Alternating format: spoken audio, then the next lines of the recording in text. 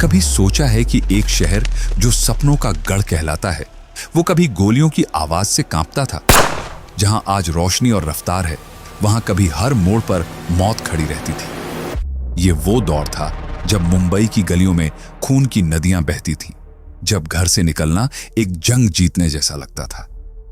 रात के सन्नाटे में अचानक गोलियों की तड़तड़ाहट गूंजती, टायरों की चीखती आवाज के साथ कारें हवा से बातें करती और सुबह लोगों को सड़कों पर बिखरी लाशें मिलती। कोई भी जगह सुरक्षित नहीं थी, न अपार्टमेंट्स, न अस्पताल, न क्रिकेट ग्राउंड। आम लोग इस डर के साथ जी रहे थे कि अगली गोली किसका नाम लिखकर आएगी। लेकिन यह सब यूं ही नहीं हुआ। एक वक्त था जब मुंबई पर 3 बड़े माफिया डॉन राज कर रहे थे। उनके अपने नियम थे, कोई दूसरे के इलाके में दखल नहीं देगा और अगर कोई मसला हुआ तो उसे बिना खून बहाए सुलझाया जाएगा। लेकिन एक इंसान ने इस शांति को चकनाचूर कर दिया। एक ऐसा इंसान जिसे किसी कानून, किसी रिश्ते या किसी उसूल की परवाह नहीं थी। 1980 के दशक में दाऊद इब्राहिम ने देखा कि पुराने डॉन अब कमजोर हो चुके हैं। यही उसका मौका था। लेकिन उसे ताकत बांटनी नहीं थी, उसे पूरी बादशाहत अकेले चाहिए थी। और इस बादशाहत की लड़ाई में सबसे सस्ता चीज थी इंसानी जान। हर बार जब दाऊद किसी दुश्मन को मारता तो उसका कोई आदमी बदला लेने के लिए दाऊद के किसी खास आदमी की हत्या कर देता और फिर वही सिलसिला चलता रहता। एक के बाद एक हत्या, एक के बाद एक खून से लाल होती सड़कें। मुंबई के शांत इलाके एक युद्ध भूमि में तब्दील हो चुके थे। अब अंडरवर्ल्ड के ये नए गैंगस्टर किसी से डरते नहीं थे। पुलिस वालों को दिन दहाड़े गोली मारना, बॉम्बे हाई कोर्ट के अंदर हत्याएं करना, ये सब इनके लिए आम बात थी। लेकिन असली आतंक तब आया जब 1993 में मुंबई को दहलाने वाले बम धमाके हुए, जो उस दौर का सबसे बड़ा आतंकी हमला साबित हुए। लेकिन हर दौर का अंत होता है। ये माफिया भी ज्यादा समय तक टिक नहीं पाए। कभी पुलिस की गोलियों से, कभी गद्दारी की मार से, तो कभी बदलते वक्त की नई साजिशों से। वो दौर बीत गया, लेकिन उसकी कहानियां आज भी मुंबई की हवाओं में जिंदा है। कभी सोचा है कि एक बेरहम गैंगस्टर की परवरिश एक ऐसे इंसान ने की थी जो खुद ईमानदारी की मिसाल था? मुंबई की गलियों में जिस दाऊद इब्राहिम का नाम खौफ से लिया जाता था, वो एक सख्त, ईमानदार और निडर पुलिस वाले के घर पला बढ़ा था। उसके पिता इब्राहिम हसन कास्कर मुंबई पुलिस के क्राइम ब्रांच में थे। वो वही यूनिट थी जिसका काम था गैंगस्टरों को काबू में रखना।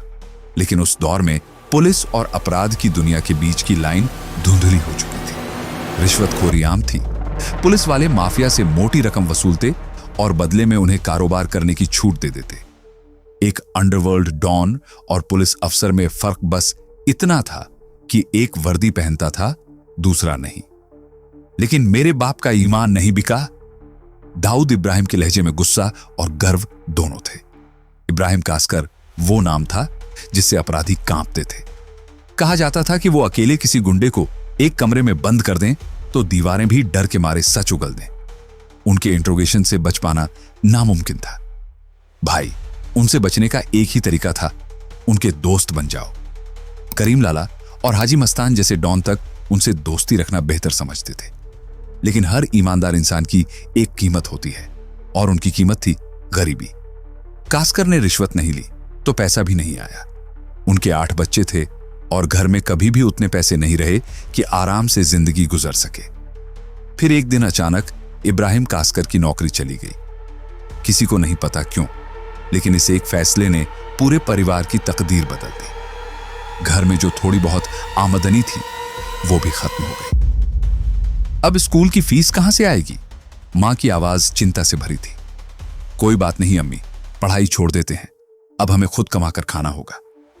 दाऊद और उसके भाइयों ने स्कूल जाना छोड़ दिया और यही वो मोड़ था जहां उसकी जिंदगी ने एक ऐसा रास्ता पकड़ा जो उसे मुंबई के सबसे बड़े अपराधी बनने की ओर ले जा रहा था। कभी कभी हालात ऐसे मोड़ पर लाकर खड़ा कर देते हैं कि इंसान के पास सही और गलत का चुनाव करने का वक्त ही नहीं बचता।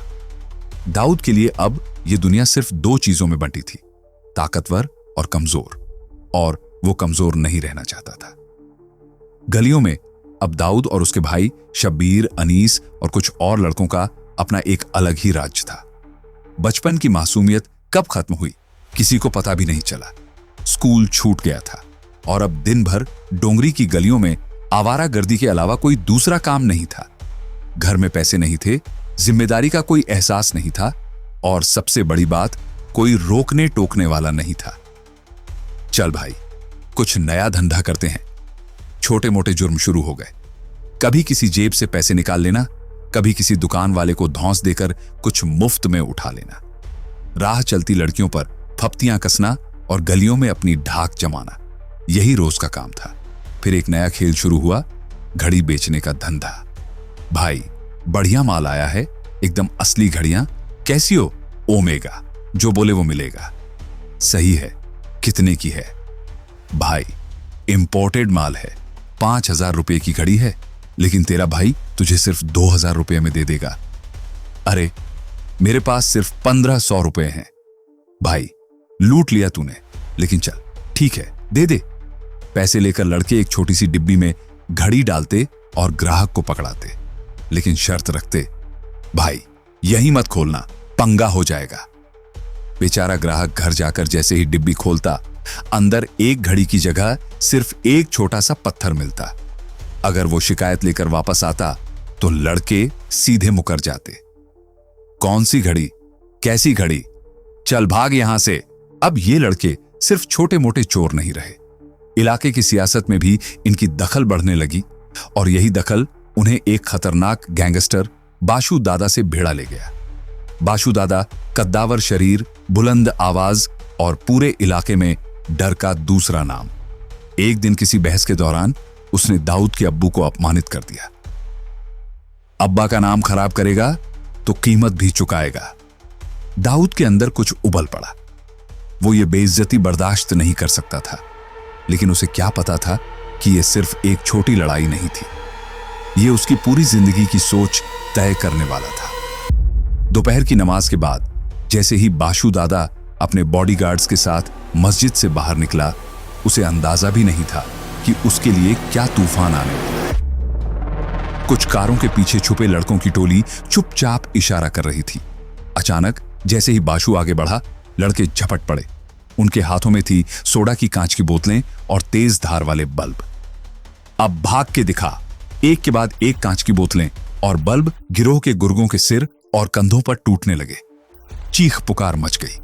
बाशु दादा और उसके आदमी लहूलुहान हो चुके थे। गाड़ी निकाल, जल्दी! डर से कांपते हुए बाशु ने अपनी मर्सिडीज में छलांग लगाई और वहां से भाग निकला। लेकिन दाऊद का गुस्सा अभी शांत नहीं हुआ था। अभी तो खेल शुरू हुआ है। वो और उसके लड़के अपनी मोटरसाइकिलों पर धड़धड़ाते हुए बाशु के अड्डे पर पहुंचे। ये वही जगह थी जहां वो और उसके आदमी हर रोज बॉडी बनाने आते थे, लेकिन आज यहां सिर्फ तबाही थी। तोड़ फोड़ दो सब कुछ।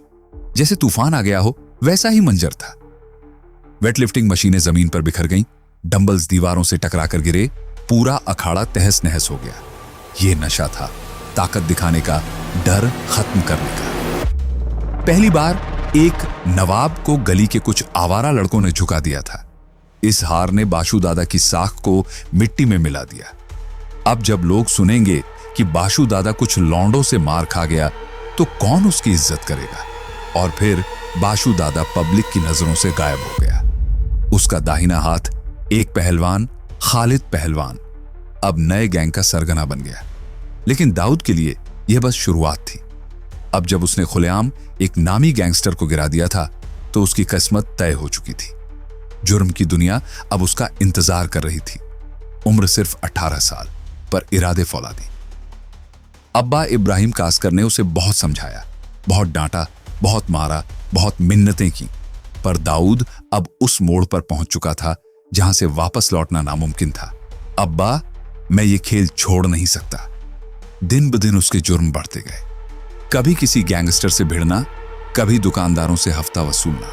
फिर एक दिन उसने और उसके गैंग ने वो कर दिया जिसका किसी को अंदाजा भी नहीं था। भाई, चल आज बुढ़े मस्तान से पंगा लेते हैं। मस्तान बंबई के अंडरवर्ल्ड का एक पुराना और खतरनाक नाम।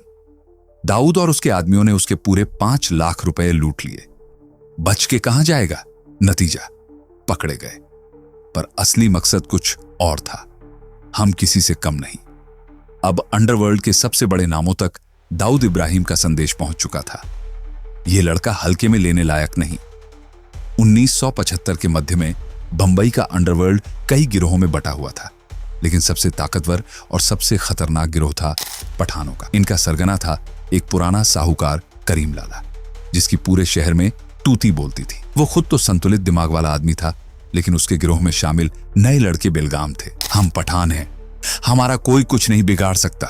शहर के बाजारों में दिन दहाड़े हफ्ता वसूली होती, लोगों को पीटा जाता और महिलाओं की इज्जत को कोई मायने नहीं दिया जाता। पुलिस सब कुछ जानती थी, लेकिन कुछ भी करने से बच रही थी, क्योंकि जब भी किसी पठान को पकड़ा जाता, पूरी गैंग थाने पर धावा बोल देती। एक दिन तो हद ही हो गई। एक पठान गुंडा सीधा पुलिस स्टेशन के अंदर घुस गया, वहां की कुर्सियां, टेबल सब तोड़ डाली और इंस्पेक्टर को खुलेआम धमकी दी, किसी में दम है तो हमें रोक कर दिखाए। अब पुलिस को समझ में आ गया था कि अगर इन्हें रोका नहीं गया तो एक दिन ये पूरे शहर पर कब्जा कर लेंगे। लेकिन सवाल यह था, कौन इनसे टकराएगा? तभी एक चतुर और तेज दिमाग पत्रकार मोहम्मद इकबाल नातिक ने एक सनसनीखेज सुझाव दिया। आग से आग बुझाओ। नातिक जानता था कि दाऊद इब्राहिम कौन है और उसकी हिम्मत कैसी है। बचपन से ही दाऊद किसी से नहीं डरता था। वो जानता था कि अगर किसी में हिम्मत है इन पठानों को सबक सिखाने की, तो वो दाऊद और उसकी गैंग ही थी। कोई और पत्रकार अगर पुलिस को ऐसा सुझाव देता तो उसे हंसी में उड़ा दिया जाता, लेकिन नातिक की बात अलग थी। वो अंडरवर्ल्ड के अंदर तक घुसा हुआ था। उसे वो बातें भी मालूम थीं जो पुलिस तक को नहीं पता थी। हो सकता है ये प्लान काम कर जाए। और फिर जो हुआ वो अकल्पनीय था। पुलिस ने खुद 20 साल के दाऊद इब्राहिम से संपर्क किया। सुनो दाऊद, अगर ये पठान हद पार करें तो तुम बदला ले सकते हो। पुलिस आंखें मूंद लेगी। दाऊद के लिए यह एक सुनहरा मौका था। उसका नाम अब सिर्फ गलियों तक सीमित नहीं रहने वाला था। शहर का सबसे बेखौफ लड़का अब कानून से भी ऊपर उठ चुका था। लेकिन दाऊद को अंदाजा भी नहीं था कि इस डील को मानकर वो एक ऐसे रास्ते पर चल पड़ा है जो उसकी जिंदगी की सबसे बड़ी त्रासदी तक ले जाएगा। 1975 में बंबई के अंडरवर्ल्ड को अब तक की सबसे बड़ी चुनौती मिलने वाली थी।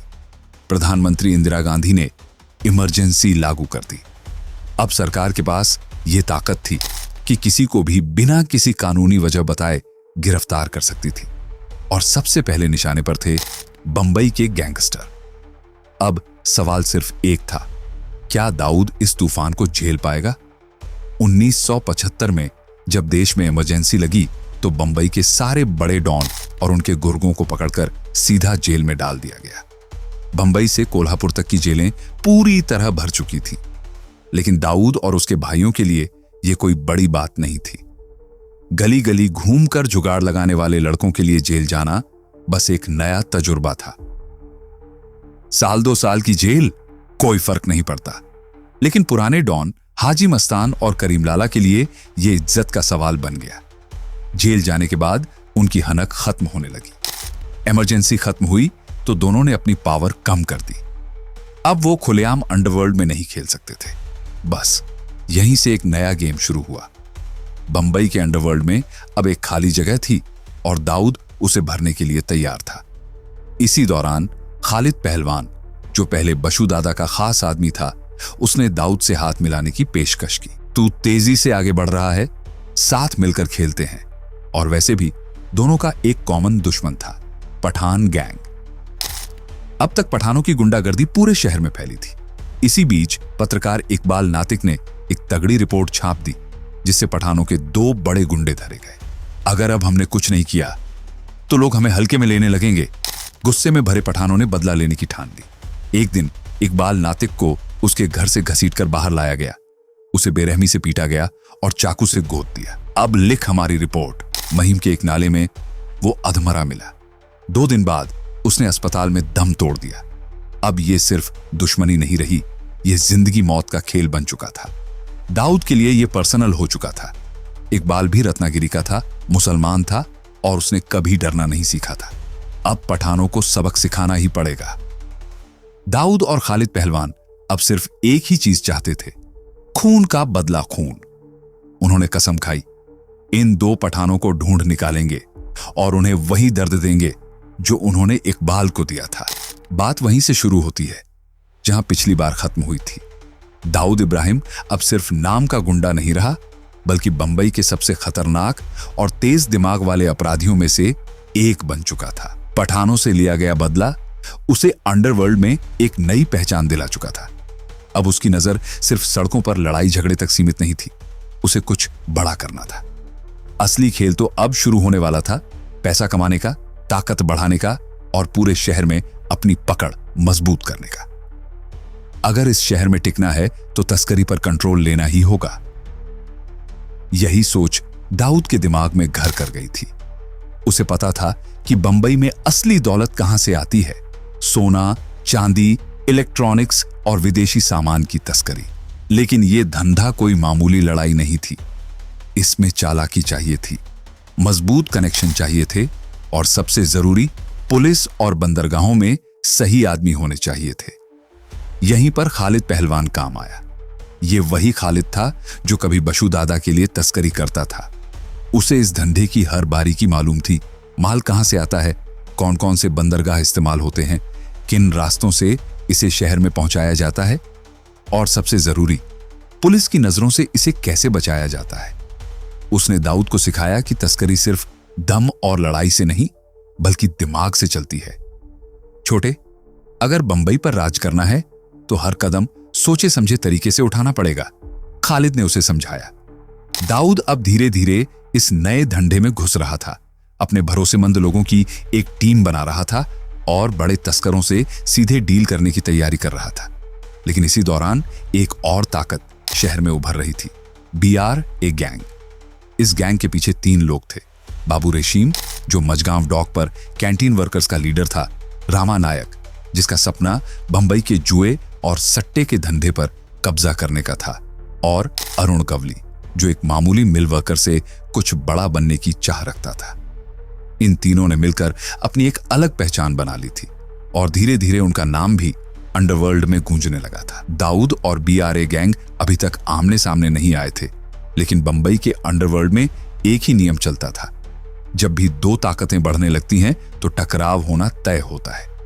अभी दाऊद अपने धंधे को बढ़ाने में लगा था, लेकिन जल्द ही उसे एहसास होने वाला था कि असली जंग अभी बाकी है। दाऊद अब सिर्फ बंबई तक सीमित नहीं था, उसका कद बढ़ चुका था और अब वह दुबई के शेखों के साथ आलीशान पार्टियों में शामिल होने लगा था। बड़े होटल, महंगी गाड़ियां, महंगे सूट, उसकी लाइफ अब किसी फिल्मी विलेन से कम नहीं थी। लेकिन असली खेल तो तस्करी का था। दुबई को यूं ही सोने का शहर नहीं कहा जाता था। यहां से सोना लाना सबसे बड़ा धंधा था और दाऊद इस खेल में उस्ताद बन चुका था। 1980 के दशक में एयरपोर्ट की सिक्योरिटी आज जितनी टाइट नहीं थी। इसका फायदा उठाकर दाऊद ने सोना इंडिया लाने का एक गजब का तरीका खोजा।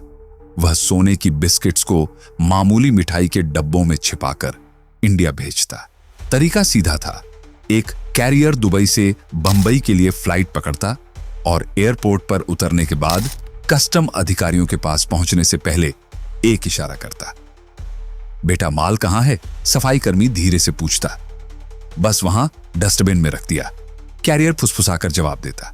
सफाई कर्मी बिना किसी शक के कूड़ेदान से बॉक्स निकालकर अपने ठेले में रखता और आराम से निकल जाता। कैरियर आसानी से कस्टम चेकिंग पार कर लेता और सोना सही हाथों में पहुंच जाता। इस तरीके को कचरा पेटी लाइन कहा जाता था। लेकिन कोई भी तरीका हमेशा नहीं चलता। किसी ने पुलिस को भनक दे दी और कस्टम अधिकारियों ने चौकसी बढ़ा दी। अब दाऊद को नए रास्ते तलाशने थे। तस्करी की इस चूहे बिल्ली की दौड़ में उसे हमेशा एक कदम आगे रहना था। फिर आया सबसे खतरनाक तरीका, अंडरग्राउंड लाइन। भाई, ये तरीका तो जान ले लेगा। इतना सोना अंदर डालकर कोई जिंदा कैसे रहेगा? एक नए कैरियर ने डरते हुए पूछा। भाई, डरता है तो तू भाग, करने वाले बहुत हैं। शब्बीर ने उसकी गर्दन पकड़कर धमकाया। कैरियर ने सूखी लार गटका और चुपचाप बैठ गया। फ्लाइट का सफर दुनिया का सबसे दर्दनाक सफर होता होगा, लेकिन इसके बदले उन्हें मोटी रकम और दुबई में 1 हफ्ते की लग्जरी स्टे मिलती थी। अब सोचो, अगर तुम्हें यह ऑफर दिया जाता तो क्या तुम इसे एक्सेप्ट करते? पर बंबई में कई लोग इस डील को लेने के लिए लाइन में लगे थे और दाऊद अपने भाई शब्बीर के साथ दिन रात पैसा छाप रहा था।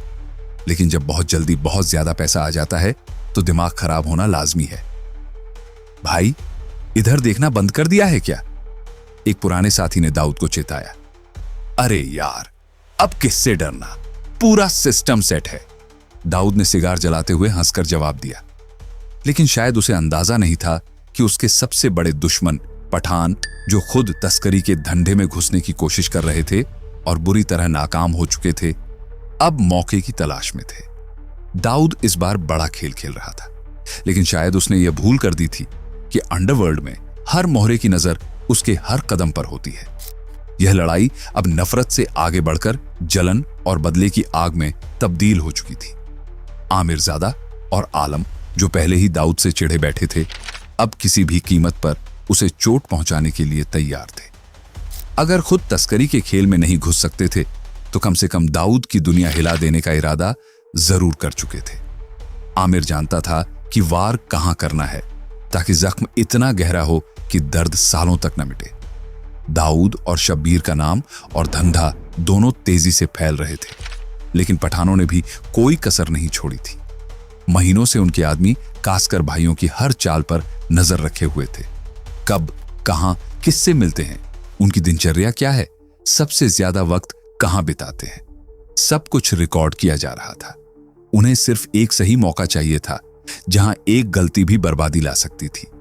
इस काम को अंजाम देने के लिए उन्होंने मन्या सुर्वे को चुना, एक ऐसा आदमी जो शातिर दिमाग और बेजोड़ रणनीति के लिए जाना जाता था। जब सही जानकारी हाथ लगी तो पठानों के चेहरे पर खतरनाक मुस्कान उभर आई। उन्हें पता चला कि शब्बीर इन दिनों चित्रा नाम की एक औरत के प्यार में पड़ा हुआ था। लेकिन यह महज एक रिश्ता नहीं था, बल्कि वो उससे इस हद तक जुड़ चुका था कि दिन रात उसके साथ ही रहता था। यही कमजोरी थी जिसे अब ताकत बनाकर इस्तेमाल किया जा सकता था। किसी गली के कोने में आमिर, आलम और मन्या सुर्वे प्लान बना रहे हैं। आमिर गंभीर आवाज में, अगर हमें दाऊद को कमजोर करना है तो पहले उसके सबसे खास आदमी को खत्म करना होगा। शब्बीर, यह नाम अब जिंदा नहीं रहना चाहिए। आलम सिगरेट का धुआं छोड़ते हुए, सही कहा भाई, लेकिन यह काम साफ सुथरे तरीके से होना चाहिए। किसी को शक नहीं होना चाहिए कि यह हमारा काम था। मन्या सुर्वे हंसते हुए, तुम लोग टेंशन मत लो, एक बार लोकेशन कंफर्म हो जाए फिर देखना कैसे खेल होता है। दूसरी ओर शब्बीर और चित्रा रात की सैर पर निकले हुए हैं। चित्रा मुस्कुराते हुए, शब्बीर, तुम इतना बिजी रहते हो लेकिन फिर भी मेरे लिए वक्त निकाल लेते हो। शब्बीर स्टीयरिंग घुमाते हुए, तू नहीं समझेगी चित्रा, जब तुझसे मिलता हूं तो लगता है कि दुनिया की सारी परेशानियां भूल सकता हूं। चित्रा शरारती अंदाज में, तो आज कहां ले जा रहे हो, कोई नई जगह? शब्बीर हंसते हुए, तेरे लिए पूरा शहर खुला पड़ा है, जहां बोलेगी वहां चलेंगे। शब्बीर को अंदाजा भी नहीं था कि जिस सड़कों पर वो चैन से गाड़ी चला रहा था, उन्हीं रास्तों पर मौत उसका इंतजार कर रही थी। दूसरी ओर मन्या सुर्वे अपने आदमियों के साथ घात लगाए बैठा था। मन्या सुर्वे घड़ी देखते हुए, गाड़ी निकल चुकी होगी, अब बस सही वक्त का इंतजार है, एक झटके में खेल खत्म। 12 फरवरी 1981 की सर्द रात थी। मुंबई की गलियां खामोश थीं, सिर्फ इक्का दुक्का गाड़ियां और कहीं कहीं सुनाई देने वाली कुत्तों की आवाजें माहौल को और डरावना बना रही थीं। शब्बीर अपनी सफेद प्रीमियर पद्मिनी में बैठा सिगरेट का कश लगाते हुए चित्रा के साथ ड्राइव पर निकला था। सड़क पर हल्की ठंडक थी, लेकिन शब्बीर के चेहरे पर एक अलग ही सुकून था। वो बिजनेस के बढ़ते हुए ग्राफ से खुश था और आज बस थोड़ा आराम चाहता था। आज बहुत थक गया यार, शब्बीर ने स्टीयरिंग घुमाते हुए कहा। बस यूं ही गाड़ी घुमाएंगे, हवा खाएंगे और किसी अच्छे होटल में खाना खाएंगे। चित्रा ने मुस्कुराते हुए उसकी तरफ देखा। तुम्हारे साथ रहकर तो होटल भी भूल जाती हूं, पूरी मुंबई ही अपनी लगती है। शब्बीर हंसा, लेकिन तभी उसकी नजर रियर व्यू मिरर पर गई। एक एम्बेसडर कार जिस पर फूल सजे थे लगातार पीछे पीछे आ रही थी। शादीशुदा जोड़ा होगा, हनीमून मना रहे होंगे, शब्बीर ने मजाक किया और फिर गाड़ी आगे बढ़ा दी। लेकिन कुछ मिनट बाद जब देखा कि वही एम्बेसडर अब भी पीछे ही थी, उसकी हंसी गायब हो गई। 1 मिनट, ये ज्यादा ही फॉलो कर रहे हैं, लग रहा है कोई मसला है, शब्बीर ने भौहें चढ़ाते हुए कहा। वो किसी पेट्रोल पंप पर गाड़ी रोकना चाहता था ताकि पता कर सके कि यह सिर्फ इत्तेफाक है या फिर वाकई पीछा किया जा रहा है। जैसे ही उसने गाड़ी पेट्रोल पंप में डाली, उसका शक यकीन में बदल गया। एम्बेसडर भी वहीं आकर रुक गई। शब्बीर का दिल अब तेजी से धड़कने लगा। उसने झट से अपने गन होल्स्टर की तरफ हाथ बढ़ाया, लेकिन तब तक बहुत देर हो चुकी थी। 5 हट्टे कट्टे आदमी दरवाजा झटके से खोलकर बाहर निकले। उनके हाथों में चमचमाती हुई बंदूकें थीं। बिना एक पल गंवाए उन्होंने चित्रा को बाहर खींच लिया और गन की नोक सीधे शब्बीर के माथे पर टिका दी। खेल खत्म, शब्बीर, एक ठंडी आवाज गूंजी और फिर गोलियों की आवाज से पूरी बस्ती गूंज उठी। पेट्रोल पंप के कर्मचारी सख्ते में आ गए। आसपास के घरों में लोग डर के मारे जाग उठे। सिर्फ 15 सेकंड में 5 पिस्तौलों ने अपनी पूरी मैगजीन खाली कर दी। प्रीमियर पद्मिनी का शीशा चकनाचूर हो गया, सीटें खून से सन गईं और फिर एक पल की खामोशी के बाद एम्बेसडर टायर घसीटते हुए वहां से निकल गई। ट्यूबलाइट की सफेद रोशनी के नीचे गोलियों से छलनी कार के अंदर अब सिर्फ एक लाश पड़ी थी। शब्बीर इब्राहिम कास्कर, दाऊद इब्राहिम का बड़ा भाई, अब इस दुनिया में नहीं था। दाऊद इब्राहिम जैसे किसी गहरे अंधेरे कुएं में गिर चुका था। उसके लिए वक्त थम गया था। कई हफ्तों तक वह गहरे सदमे में डूबा रहा। शब्बीर सिर्फ उसका बड़ा भाई नहीं था, बल्कि उसका पहला साथी, उसका हमराज था। वो दोनों बचपन से साथ रहे थे, डोंगरी की गलियों में एक दूसरे के साए की तरह। लेकिन अब शब्बीर चला गया था, हमेशा के लिए। दाऊद के अंदर एक ऐसी आग भड़क चुकी थी जो बुझने वाली नहीं थी। अगर ये लोग जंग चाहते हैं तो मैं इन्हें जंग दूंगा। अब खून का बदला खून से ही लिया जाएगा। मुंबई का अंडरवर्ल्ड पहले भी खतरनाक था, लेकिन अब वह एक खुला रण क्षेत्र बन चुका था। यहां न कानून का डर था, न पुलिस की कोई हैसियत। अब सिर्फ एक ही नियम था, जो तेज रहेगा वही जीतेगा। पठान भाई, जिन्होंने शब्बीर की हत्या की साजिश रची थी, अब खुद को छुपा चुके थे, लेकिन दाऊद ने उन्हें खोज निकालने की ठान ली थी। हालांकि इससे पहले ही पुलिस ने आमिरजादा पठान को गिरफ्तार कर लिया, लेकिन इससे क्या फर्क पड़ता? दाऊद के दिमाग में तो सिर्फ बदले की आग जल रही थी। इस बार तो हद ही कर दी पठानों ने। इन्हें सबक सिखाना जरूरी है, ऐसा सबक जो पूरी मुंबई याद रखे। दाऊद ने छोटे मोटे गैंगस्टर बद्धा राजन को हायर किया।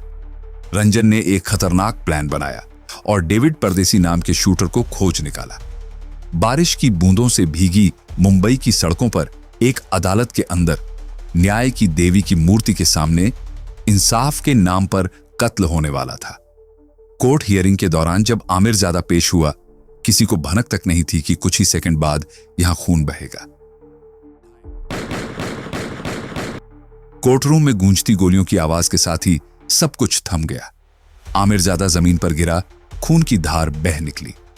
आमिरजादा पठान खत्म। परदेसी को तुरंत गिरफ्तार कर लिया गया।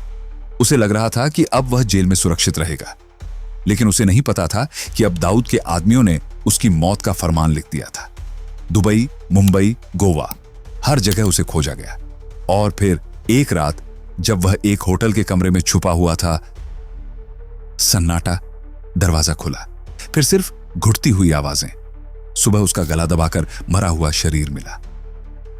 डेविड परदेसी खत्म। अब बद्धा राजन की बारी थी। पुलिस ने उसे गिरफ्तार कर लिया और हाई सिक्योरिटी में कोर्ट ले गई। कोर्ट में हर कोई सांस रोके बैठा था। सबको लग रहा था कि अब कुछ बहुत बड़ा होने वाला है, लेकिन वहां कुछ नहीं हुआ। सबको लगा कि बद्धा राजन बच गया, लेकिन जैसे ही वह पुलिस वैन की तरफ बढ़ा, भीड़ में से एक शख्स दौड़ पड़ा। उसने नौसेना की वर्दी पहनी थी, हाथ में पिस्तौल थी। 4 गोलियां सीधा सीने में। बद्धा राजन खत्म। अब दाऊद के खास आदमी छोटा राजन ने पूरे मुंबई में बंद का ऐलान कर दिया। हर गली, हर सड़क पर एक ही सवाल गूंज रहा था, अब्दुल कुंजू कहां है? कुंजू ने बद्दा राजन की हत्या की साजिश रची थी। अब उसका नंबर था। एक खुला मैदान, क्रिकेट खेलते हुए लड़कों की हंसी, फिर अचानक अजनबी चेहरे। क्रिकेट के कपड़े पहने कुछ लोग कुंजू की ओर बढ़े। अबे कौन हो तुम? कोई जवाब नहीं, बस बल्लों की बारिश। धड़ाम, 1 2 3 बल्ले कुंजू की खोपड़ी पर टूटते चले गए। अब्दुल कुंजू खत्म। पुलिस को खबर मिल चुकी थी।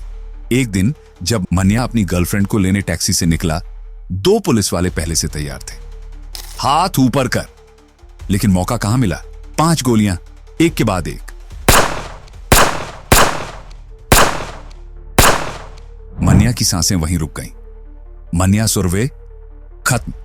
यह मुंबई के इतिहास का पहला एनकाउंटर किलिंग था और यह आखिरी नहीं होने वाला था। मुंबई जैसे किसी खौफनाक खेल का मैदान बन चुकी थी। हर गली में सरगोशियां थीं, हर नुक्कड़ पर डर पसरा था। शहर के लोग तमाशबीन बनकर देख रहे थे कि कैसे अंडरवर्ल्ड के दरिंदों ने इसे अपनी जंग का अखाड़ा बना दिया था। गोलियों की गूंज और खून से सनी सड़कें अब आम हो चुकी थी। पुलिस के लिए भी यह खेल अब ज्यादा दिनों तक नजरअंदाज करना मुमकिन नहीं था। सन 1986 में मुंबई पुलिस ने आखिरकार बड़ा दांव खेलने का फैसला किया। उन्होंने दाऊद इब्राहिम को गिरफ्तार करने की योजना बनाई। एक स्पेशल फोर्स बनाई गई जिसे दाऊद के घर पर छापा मारना था। हथियारबंद अफसरों की टोली कोठी तक पहुंचने के लिए तैयार थी। किसी को भनक तक नहीं लगने दी गई थी, लेकिन ये भूल गए थे कि दाऊद कोई आम आदमी नहीं था। उसका नेटवर्क इतना मजबूत था कि पुलिस के अंदर भी उसकी जड़ें थीं। जैसे ही ऑपरेशन शुरू हुआ, दाऊद तक खबर भी पहुंच गई। रात के अंधेरे में मुंबई की गलियों से होकर एक काली गाड़ी तेजी से दौड़ी और चुपचाप एयरपोर्ट की तरफ बढ़ गई। कुछ ही घंटों बाद जब पुलिस दाऊद की आलीशान हवेली में घुसी तो उनके सामने सिर्फ खाली कमरे और सन्नाटा था। उनका सबसे बड़ा टारगेट अब हजारों किलोमीटर दूर था, दुबई में। दुबई कोई अजनबी जगह नहीं थी। वहां शेखों और अमीर व्यापारियों से उसके गहरे रिश्ते थे। कुछ ही महीनों में उसने वहां एक भव्य महल खड़ा कर लिया जिसे वो व्हाइट हाउस कहता था। वहीं से उसने अपने अंडरवर्ल्ड ऑपरेशंस को एक नई ऊंचाई पर ले जाने की योजना बनाई। अब बंबई मेरी मुट्ठी में है, बस दूर से खेल को आगे बढ़ाना है। दाऊद ने अपनी टीम को दुबई बुलाना शुरू कर दिया। इस लिस्ट में सबसे ऊपर था छोटा राजन। कभी टिकट ब्लैक करने वाला यह शख्स अब मुंबई अंडरवर्ल्ड में सबसे ताकतवर इंसानों में से एक था। दाऊद का सबसे भरोसेमंद साथी और डी कंपनी का दाहिना हाथ। जब दाऊद दुबई चला गया तब मुंबई में उसी का राज था। वो कारोबार संभालता, पैसों का हिसाब रखता और अगर किसी दुश्मन ने जरा भी सिर उठाया तो उसे मिटाने का बंदोबस्त करता। लेकिन मुंबई के अंडरवर्ल्ड में कोई हमेशा वफादार नहीं रहता। क्या छोटा राजन भी हमेशा दाऊद के साथ रहेगा, या फिर मुंबई का माफिया फिर एक बड़े तूफान की तरफ बढ़ रहा था? यहां मुंबई के हर कोने में एक ही नाम गूंजता था, डी कंपनी। 1980 के दशक के अंत तक दाऊद इब्राहिम का नेटवर्क पूरे शहर में किसी विशालकाय ऑक्टोपस के फैलते हुए टेंटकल्स की तरह फैल चुका था। उसकी मौजूदगी से बचना नामुमकिन था। अगर तुम मुंबई में थे तो किसी न किसी रूप में उसका असर तुम्हारी जिंदगी पर जरूर पड़ता। उसके इशारे पर चलने वालों की गिनती हजारों में थी। बार मालिक, जुआ घर चलाने वाले, झुग्गी झोपड़ियों के छोटे गुंडे, यहां तक कि बड़े राजनेता भी। जब छोटा राजन ने डी कंपनी की कमान संभाली तो इस गैंग ने एक कॉरपोरेट कंपनी का रूप ले लिया। अब हम सड़क के गुंडे नहीं रहे भाई, अब हम इंटरनेशनल बिजनेस कर रहे हैं। गैंग के अंदर बाकायदा एक मैनेजमेंट स्ट्रक्चर बनाया गया। एक टीम बुक कीपिंग संभालती, दूसरी नए बिजनेस डील्स देखती और एक तीसरी टीम अगर कोई रास्ते में आता तो उसे रास्ते से हटा देती। अब खेल सिर्फ फिरौती और स्मगलिंग तक सीमित नहीं था। डी कंपनी ने अपने पैसे बॉलीवुड फिल्मों, कंस्ट्रक्शन, क्रिकेट सट्टेबाजी, रियल एस्टेट, फैक्ट्रियों और इंडस्ट्रीज में लगाना शुरू कर दिया। फिल्मों में जबरन कास्टिंग करवाना अब आम हो चुका था। एक पुराने इंटरव्यू में शाहरुख खान से जब पूछा गया कि क्या माफिया ने कभी उन्हें धमकाया था, तो उनका जवाब था, They do try to back a film. Right. They try to create a product. They'll have 4 or 5 of their guys here, and they'll say, okay, Shah Rukh, you have to do this film, or X hero, you have to do this film, X heroine, you have to do this film. So have you ever had your life threatened? Oh yes, I've had it on many occasions, but then. छोटा राजन ने इस कारोबार को और आगे बढ़ाया। मुंबई में ही उसके 122 होटल और पब थे। उसने Maharashtra city development corporation CDIDCO जैसी सरकारी संस्था तक को झुका दिया था। सरकारी टेंडर कौन लेगा, यह तय करने का अधिकार अब सरकार के पास नहीं, बल्कि डी कंपनी के पास था। हर महीने हजारों करोड़ों की कमाई होती। कुछ दाऊद और उसके खास लोगों की जेब में जाती, कुछ नए बिजनेस में लगाई जाती और कुछ जेल में बंद गैंग मेंबर्स के लिए महंगे वकीलों को देने में खर्च होती। लेकिन असली खेल दुबई में चल रहा था। दाऊद वहां बादशाहों की जिंदगी जी रहा था। शहर के सबसे अमीर व्यापारी, फिल्म प्रोड्यूसर और बॉलीवुड स्टार्स उसकी पार्टियों में शामिल होते। वहां शराब पानी की तरह बहती, टेबल पर कोकीन की परत जमी होती और सबसे महंगे कपड़ों में सजी मॉडल्स मौजूद रहती। अगर मुंबई में कुछ बड़ा करना है तो दाऊद से रिश्ते बनाने पड़ेंगे। हर कोई उसके करीब जाना चाहता था। राजनीतिज, बिजनेसमैन, फिल्म स्टार्स। दाऊद से जुड़ने का मतलब था पैसा, पावर और सुरक्षा। लेकिन इतनी ताकत और दौलत मुफ्त में नहीं आती। हर बड़े आदमी के दुश्मन भी बड़े होते हैं, और दाऊद के दुश्मनों की लिस्ट में सबसे ऊपर थे बाबू रेशीम, रामा नाइक और अरुण गवली। ये तीनों ब्रा गैंग के मुखिया थे और अब वो इस बादशाह को उखाड़ फेंकना चाहते थे। अब मुंबई में एक नई जंग छिड़ने वाली थी। मुंबई पुलिस को लगा कि दाऊद के दुबई भागने से गैंग वॉर खत्म हो जाएगा, लेकिन हकीकत इससे कोसों दूर थी। डी कंपनी के अंदर ही कई लोग छोटा राजन की पकड़ से तंग आ चुके थे। वे खुद को साबित करना चाहते थे और दाऊद की नजरों में अपनी जगह बनानी थी। इसका मतलब था खून खराबा। फिर वही हुआ जो हमेशा होता आया था। मुंबई की सड़कों पर लाशें गिरने लगी। ब्रा गैंग और डी कंपनी के बीच जंग छिड़ गई। सबसे पहले राम नाइक मारा गया, फिर बाबू रेशीम का खात्मा हुआ। अब बस अरुण गवली बचा था, एक हारती हुई जंग लड़ता हुआ आदमी। डी कंपनी के शूटर उसके पीछे थे और उसके पास छिपने के लिए जगह खत्म हो रही थी। लेकिन फिर 1990 की शुरुआत में कुछ बदला। मुंबई में धीरे धीरे एक नई ताकत उभर रही थी। एक ताकत जिसने दाऊद जैसे अजेय समझे जाने वाले डॉन को भी हिला दिया। ये थे एनकाउंटर स्पेशलिस्ट, मुंबई पुलिस के 10 अफसरों की एक टीम जो गैंगस्टर्स को पकड़ने के बजाय गोली मारने में यकीन रखती थी। अब तक इस बात का कोई ठोस सबूत नहीं मिला है कि ये एनकाउंटर्स वास्तव में अपराधियों के खिलाफ थे या फिर ये पुलिस और गैंगस्टरों के बीच सीक्रेट डील्स थीं। कुछ मामलों में गैंगस्टरों ने पुलिस को पैसा देकर अपने दुश्मनों को मरवा दिया। इनमें से सबसे बड़ा एनकाउंटर था 1991 का Lokhandwala shootout. Bombay anti terrorism squad ने लोखंडवाला कॉम्प्लेक्स को घेर लिया और डी कंपनी के 7 खतरनाक शूटरों को खत्म कर दिया। छोटा राजन ने बाद में दावा किया कि यह एक फेक एनकाउंटर था जिसे खुद दाऊद ने करवाया था। उसका कहना था कि दाऊद ने उसके सबसे बेहतरीन शूटरों को खत्म करवा दिया ताकि डी कंपनी में सिर्फ उसी की चल सके। सच्चाई क्या थी यह शायद कभी कोई नहीं जान पाएगा, लेकिन इतना तय था कि दाऊद, जो कभी अजेय समझा जाता था, अब उसके खिलाफ भी बंदूकें उठ चुकी थीं। 1992 में हालात और भी बदतर हो गए जब अयोध्या में बाबरी मस्जिद को हिंदू उग्रवादियों ने गिरा दिया। इस घटना ने पूरे भारत में दंगे भड़का दिए, लेकिन सबसे भयानक दंगे मुंबई में हुए। शिवसेना पर इन दंगों को ऑर्गेनाइज करने का आरोप लगा, जिसमें 900 से ज्यादा लोग मारे गए, जिनमें से ज्यादातर मुसलमान थे। हिंदू मुस्लिम तनाव चरम पर पहुंच चुका था, और जब भी हालात इस हद तक बिगड़ते हैं, कोई न कोई इसका फायदा जरूर उठाता है। इस बार यह मौका पाकिस्तान के हाथ लगा। अब तक मुंबई का अंडरवर्ल्ड काफी धर्मनिरपेक्ष था। कोई भी गैंगस्टर इस बात की परवाह नहीं करता था कि उसका बॉस हिंदू है या मुसलमान। लेकिन 1992 के दंगों के बाद यह बदलने लगा। मुंबई के मुस्लिम युवाओं को एक नेता की जरूरत थी, कोई ऐसा ताकतवर इंसान जिसके पीछे वे खड़े हो सके। और वो इंसान कोई और नहीं बल्कि दाऊद इब्राहिम था। पाकिस्तानी खुफिया एजेंसी ISI पहले से ही अपने प्लान पर काम कर रही थी। उन्होंने हिंदुस्तान के सबसे बड़े मुस्लिम डॉनों को एक साथ लाने का फैसला किया। टाइगर मेमन, याकूब मेमन, मोहम्मद दौशा, ताहिर मर्चेंट और खुद दाऊद इब्राहिम। आईएसआई का मकसद साफ था, मुंबई के दिल पर वार करो, शहर को दहला दो, देश को अंदर से तोड़ दो।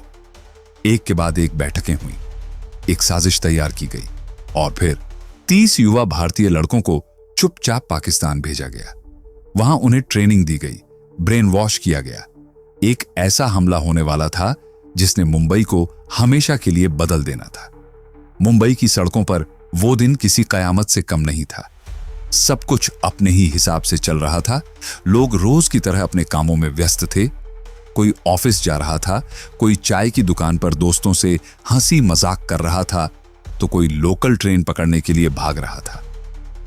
लेकिन किसी को अंदाजा भी नहीं था कि कुछ ही पलों में उनकी जिंदगी हमेशा के लिए बदलने वाली है। 12 मार्च 1993, दोपहर का वक्त, मुंबई स्टॉक एक्सचेंज की बेसमेंट में अचानक जोरदार धमाका हुआ। पल भर में पूरी इमारत हिल गई, चारों तरफ धूल और धुआं फैल गया। चीख पुकार मच गई। भगो, बम फटा है, किसी ने चिल्लाकर कहा। लोगों को समझ ही नहीं आ रहा था कि हुआ क्या है। कुछ लोग सदमे में खड़े थे तो कुछ भागने की कोशिश कर रहे थे। लेकिन यह तो बस शुरुआत थी। आने वाले 2 घंटों में शहर के अलग अलग हिस्सों में एक के बाद एक 11 और धमाके हुए। भीड़भाड़ वाली सड़कों पर अचानक अफरा तफरी मच गई। दफ्तरों से लोग बाहर निकलकर इधर उधर भागने लगे। मां, मां, कहां हो? एक छोटा बच्चा अपनी घायल मां को खोज रहा था, लेकिन चारों तरफ सिर्फ भगदड़ और चीखें ही सुनाई दे रही थीं। जमीन कांप रही थी, इमारतें गिर रही थीं, गाड़ियां आग की लपटों में घिरी थीं। हर तरफ खून ही खून था। एक आदमी जमीन पर बैठा अपनी जली हुई टांग पकड़कर रो रहा था। मेरी मदद करो। अस्पतालों में एम्बुलेंस की लाइन लग गई थी। डॉक्टर्स और नर्सें घायलों को संभालने की कोशिश कर रहे थे, लेकिन मरीज इतने ज्यादा थे कि जगह कम पड़ने लगी थी। शहर की गलियों में भी सन्नाटा था। जहां पहले चहल पहल और रौनक हुआ करती थी, वहां अब खौफ और मातम पसरा हुआ था। यह किसने किया? एक पुलिस अफसर ने गुस्से में दांत भींचते हुए कहा। हमले एकदम प्लान करके किए गए हैं, यह किसी छोटी मोटी गैंग का काम नहीं लग रहा, उसके साथी ने जवाब दिया। लोग अब टीवी और रेडियो से चिपके हुए थे। हर कोई जानना चाहता था कि यह तबाही किसने मचाई। लेकिन सच तो यह था कि कोई भी जवाब उनकी उस तकलीफ को कम नहीं कर सकता था। 257 मासूम जिंदगियां एक ही झटके में खत्म हो गईं। 1400 से ज्यादा लोग जिंदगी और मौत के बीच झूल रहे थे। मुंबई, जो कभी सोती नहीं थी, उस दिन खामोश थी। डर हर चेहरे पर साफ नजर आ रहा था। एक महिला अपने घायल पति का हाथ पकड़कर रो रही थी। तुम कुछ मत बोलो, मैं तुम्हें बचा लूंगी। डॉक्टर आ रहा है, बस थोड़ी देर और। लेकिन उसकी आंखों के सामने उसके पति की सांसें रुक गईं। यह हमला सिर्फ मुंबई पर नहीं था, बल्कि उस भरोसे पर था कि यह शहर सबको अपनाता है, हर किसी को जीने का मौका देता है। लेकिन उस दिन वही शहर खून और राख में डूब चुका था। मुंबई के उस दर्दनाक दिन के बाद पूरा शहर सहमा हुआ था। हर गली, हर सड़क पर खौफ की चादर फैली थी। लेकिन जैसे जैसे धुएं के गुबार छंटे, सच्चाई सामने आने लगी। सबकी जुबान पर बस एक ही नाम था, दाऊद इब्राहिम। जो कभी मुंबई के अंडरवर्ल्ड का बेताज बादशाह था, अब वह एक गद्दार और आतंकवादी के रूप में देखा जाने लगा। जो समर्थन उसे कभी नेताओं, कारोबारियों और आम जनता से मिलता था, वह पलक झपकते ही गायब हो गया। ये तूने क्या किया दाऊद? दुबई में बैठे दाऊद को फोन पर एक गुस्साई आवाज सुनाई दी। तूने हमारे शहर को बर्बाद कर दिया। दिन रात उसे धमकी भरे फोन आने लगे। कुछ लोग गालियां देते, कुछ खामोश रहकर सिर्फ सांसें लेते और फिर फोन काट देते। दाऊद ने अपनी बेगुनाही साबित करने के लिए मीडिया का सहारा लेने की कोशिश की, लेकिन अब कोई भी उसकी बात सुनने के लिए तैयार नहीं था। हमने कुछ नहीं किया, उसने एक इंटरव्यू में सफाई दी, लेकिन उसकी बातों का अब कोई असर नहीं था। लोग उसके दुबई वाले घर पर गालियों और धमकियों से भरे खत भेजने लगे। शिवसेना प्रमुख बाल ठाकरे ने खुलेआम उसे गद्दार करार दे दिया। दाऊद, तुझे मुंबई में पैर रखने की जगह नहीं मिलेगी। मराठी अखबारों में उसके खिलाफ जबरदस्त अभियान चलने लगे। हर कोई चाहता था कि उसे जल्द से जल्द सजा मिले, लेकिन दाऊद को लगा कि उसने चालाकी कर ली थी। उसने सोचा था कि अगर उसने इस पूरी साजिश का जिम्मा टाइगर मेमन पर डाल दिया तो खुद को बचा सकता है। टाइगर मेमन, जो पहले से ही मुंबई के सबसे बड़े सोने और इलेक्ट्रॉनिक्स के स्मगलरों में से एक था, अब इस खेल का मोहरा बन चुका था।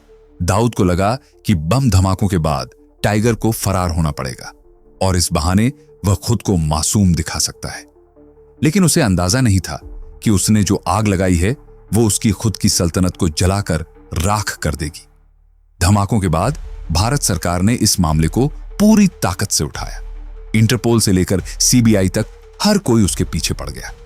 एक अंतर्राष्ट्रीय घोटाले में फंसने के बाद दाऊद की जिंदगी बदलने लगी। इसी बीच एक और बड़ी गड़बड़ हो गई। उसका सबसे वफादार साथी छोटा राजन, जो सालों तक उसके साथ खड़ा रहा था, अब उसका सबसे बड़ा दुश्मन बन चुका था। अब बहुत हो गया दाऊद। छोटा राजन ने अपने नए आदमियों से कहा, हम हिंदुस्तान के साथ गद्दारी करने वालों के साथ नहीं रह सकते। देखते ही देखते छोटा राजन ने अपनी खुद की गैंग बना ली, जिसमें ज्यादातर हिंदू गैंगस्टर थे। अब मुंबई की गलियों में एक नया गैंगवार शुरू हो गया था। दाऊद, जो कभी अंडरवर्ल्ड का सबसे ताकतवर नाम था, अब एक कटी हुई पतंग की तरह लगने लगा। दुबई में बैठे हुए उसे पहली बार एहसास हुआ कि उसकी बादशाहत अब खतरे में थी। उसकी एक गलती ने उसकी पूरी सल्तनत हिलाकर रख दी थी। मुंबई की सड़कों पर सालों तक चले इस खूनी खेल में 100 से ज्यादा गैंगस्टर मारे गए और यह सिलसिला 2017 तक जारी था। 2000 के दशक में भी अंडरवर्ल्ड का यह अंधेरा खत्म होने का नाम नहीं ले रहा था, लेकिन पुलिस भी पीछे हटने वालों में से नहीं थी। 1990 और 2000 के शुरुआती सालों में मुंबई पुलिस ने अंडरवर्ल्ड पर ताबड़तोड़ हमले किए। बच के कहां जाएगा, एक एक को ठोक डालेंगे। एनकाउंटर स्पेशलिस्ट्स की गूंज मुंबई की गलियों में गूंजने लगी। इस ऑपरेशन में 1200 से ज्यादा अपराधी मारे गए, लेकिन इसके बावजूद दाऊद इब्राहिम का बाल भी बांका नहीं हुआ। भारत सरकार की नाकामी कहें या फिर दुबई और पाकिस्तान में दाऊद का गहरा रसूख, लेकिन हकीकत यही थी कि दुनिया का सबसे बड़ा वांछित अपराधी सभी कोशिशों के बावजूद अब भी कानून की गिरफ्त से बाहर था। पाकिस्तान में नहीं, हमारे यहां कोई दाऊद वाऊद नहीं रहता। पाकिस्तान की सरकार ने हमेशा यही बयान दिया, लेकिन इंटेलिजेंस रिपोर्ट्स कुछ और ही कहती रहीं। कहा जाता है कि दाऊद आज भी कराची में बस चुका है। उसने डी कंपनी को एक ग्लोबल क्राइम सिंडिकेट में बदल दिया, ठीक वैसे ही जैसे मैक्सिकन ड्रग कार्टेल्स काम करते हैं। भारत में उसका असर अब कितना बचा है कहना मुश्किल है, लेकिन यह मानने में कोई शक नहीं कि मुंबई आज भी उसकी नजरों से ओझल नहीं हुई। 1991 के बाद भारतीय अर्थव्यवस्था में बड़े बदलाव हुए। विदेशी सामान का आयात आसान हो गया। अब तस्करी से होने वाला मोटा मुनाफा खत्म हो गया। धीरे धीरे बॉलीवुड भी बैंकों से कर्ज लेने लगा और उसे डी कंपनी के पैसों की जरूरत नहीं रही। बॉलीवुड के पैसे का बड़ा सोर्स तो गया साहब, अब भाई का धंधा कैसे चलेगा? एक पुराना स्मगलर अपने साथी से बड़बड़ा रहा था। समय के साथ वर्दी की सख्ती बढ़ गई। अंडरवर्ल्ड के किले एक एक करके ढहते चले गए। वर्धा राजन, छोटा राजन और दाऊद इब्राहिम जैसे नाम, जो कभी मुंबई की पहचान थे, धीरे धीरे इतिहास में दफन होते चले गए। आज की मुंबई, जो कभी अपने माफिया राज के लिए कुख्यात थी, अब पहले से कहीं ज्यादा शांत और कम भ्रष्ट हो चुकी है। लेकिन फिर भी कोई ना कोई इतिहास का दीवाना जब मुंबई के अतीत में झांकेगा तो इन कहानियों को खोज ही निकालेगा, क्योंकि मुंबई की असली पहचान उसकी गलियों, इमारतों और लोगों में बसी कहानियों में ही है। नायक भी वही, खलनायक भी वही, बस नाम बदलते रहते हैं, पर मुंबई की कहानी कभी खत्म नहीं होती। तो दोस्तों, कभी मुंबई का अंडरवर्ल्ड जितना ताकतवर था, उतना ही खतरनाक भी। लेकिन वक्त बदला, शहर बदला और आज मुंबई पहले से कहीं ज्यादा सुरक्षित है। मगर पुराने वक्त को समझना जरूरी है, क्योंकि इतिहास से ही हम सीखते हैं। अगर आपको मुंबई के अंडरवर्ल्ड की यह कहानी दिलचस्प लगी और आप इसके बारे में और ज्यादा जानना चाहते हैं, तो डोंगरी टू दुबई किताब जरूर पढ़ें। इसे हुसैन जैदी ने लिखा है और यह मुंबई के अंडरवर्ल्ड की सबसे विस्तार से बताई गई और सच्ची कहानियों में से एक है। अगर आपको ऐसे डीप डाइव वीडियो पसंद आते हैं तो चैनल को सब्सक्राइब जरूर करें और बेल आइकन दबा दें ताकि आगे आने वाले किसी भी वीडियो की जानकारी आप तक सबसे पहले पहुंचे। जय हिंद, वंदे मातरम।